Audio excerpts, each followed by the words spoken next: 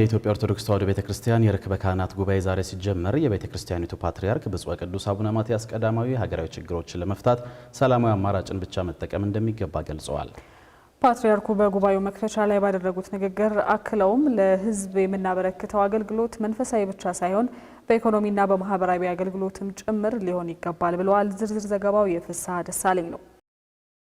የኢትዮጵያ ኦርቶዶክስ ተዋሕዶ ቤተክርስቲያን ቅዱስ ሲኖዶስ በዓመት 2 ጊዜ ከሚያካሂዳቸው ምልዓተ ጉባኤዎች መካከል አንዱ የሆነውን የግንቦት ወር የርክበ ካህናት ጉባኤ ዛሬ ማካሄድ ጀምሯል። ጉባኤውን የከፈቱት የቤተክርስቲያኒቱ ፓትርያርክ ብፁዕ ወቅዱስ አቡነ ማትያስ ቀዳማዊ ቅዱስ ሲኖዶስ በሁሉም ክፍለ ዓለም መኖሩን ጠቅሰው የሲኖዶሱ ወኪሎች ሊቃነ ጳጳሳት በአፍሪካ፣ በአውሮፓ፣ በሰሜንና ላቲን አሜሪካ፣ በካናዳ፣ በመካከለኛው ምስራቅ እንዲሁም በእስያና በአውስትራሊያ በማገልገል ላይ ይገኛሉ ብለዋል። እነዚሁ ሊቃነ ጳጳሳት ታዲያ ከትውልደ ኢትዮጵያውያን ባሻገር የየአካባቢውን ሕዝብ ጭምር በማስተማር የተጣለባቸውን ኃላፊነት እንዲወጡ የጠየቁት ፓትርያርኩ በማዕከል ሆኖ እየመራ የሚገኘው ቅዱስ ሲኖዶስም ለዚሁ ተልዕኮ ምቹ መደላድል መፍጠርና ኃላፊነቱን በአግባቡ መወጣት እንዳለበት አሳስበዋል። በተለይም ትምህርተ ሃይማኖትንና ቀኖና ቤተ ክርስቲያንን የተማሩና በጥልቀት የተገነዘቡ ብስለትም ያላቸው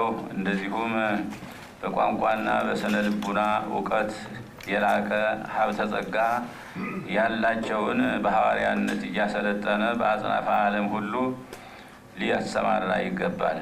ብዙኃን ሊቃነ ጳጳሳት፣ የቅዱስ ሲኖዶስ አባላት ለሌላው በብቃት መድረስ እንችል ዘንድ እኛ የቅዱስ ሲኖዶስ አባላት መቼውም የተሻለ ስራ በመስራት ለእግዚአብሔር መታዘዝ ሕዝቡንም ማገልገል ይገባናል። ፓትርያርኩ አክለውም ለሕዝበ ክርስቲያኑ የምናበረክተው መንፈሳዊ አገልግሎት ብቻ ሳይሆን በኢኮኖሚና በማህበራዊ አገልግሎት ጭምር መሆን ይኖርበታልም ብለዋል። በተለይም በሰላም እጦት የተጎዳው ሕዝብ ሰላምና ፍትህ እንዲያገኝ በመጸለይና በማስተማር እንዲሁም በመምከርም ጭምር ተግተን መስራት ይኖርብናል ሲሉ ነው ቅዱስ ፓትርያርኩ የተናገሩት። የኢትዮጵያን ልማትና እድገት ለማስቀጠል ችግሮች በሰላማዊ መንገድ እንዲፈቱ የጠየቁት አቡነ ማትያስ ቀዳማዊ ይህም የቤተ ክርስቲያኒቱ ወቅታዊ መልእክት መሆኑን አክለዋል። እንዳጋጣሚ ሆኖ የኢትዮጵያ ሕዝብ ከእንግልት የተለየበት ጊዜ ብዙ እንዳልሆነ ይታወቃል።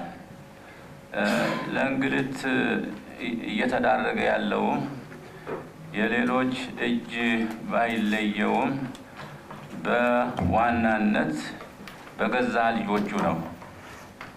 እናት በገዛ ልጆቿ ስትንገላታ ማየት እጅግ አሳዛኝ ነገር ነው።